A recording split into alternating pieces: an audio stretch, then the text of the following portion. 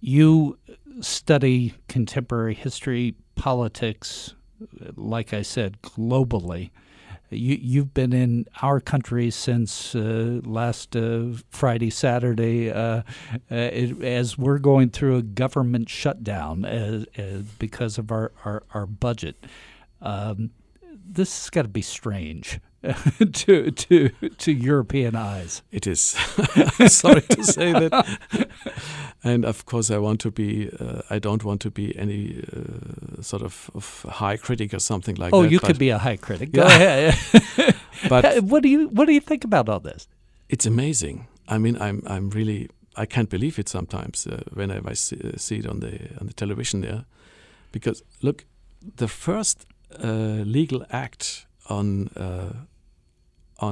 sickness in Germany is dating back to 1877. 1877, and we're talking about Obamacare in the 21st century. So it was it was in the time of Bismarck. Then we started with this sort of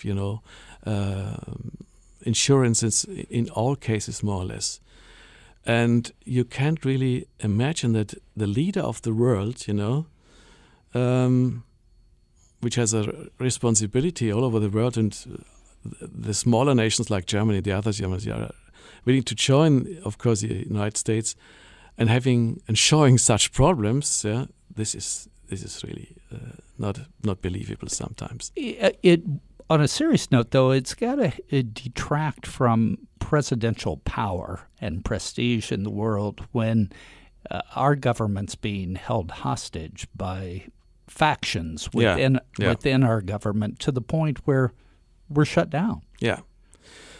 And of course the consequences are really bad. What strikes me is that I've of course watched the television on that matter quite a lot now in the last 2 days.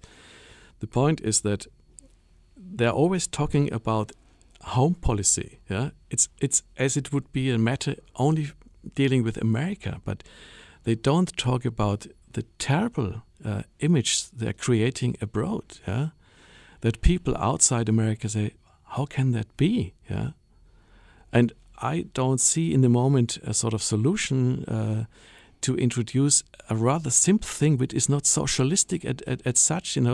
It's only a benefit for the whole population.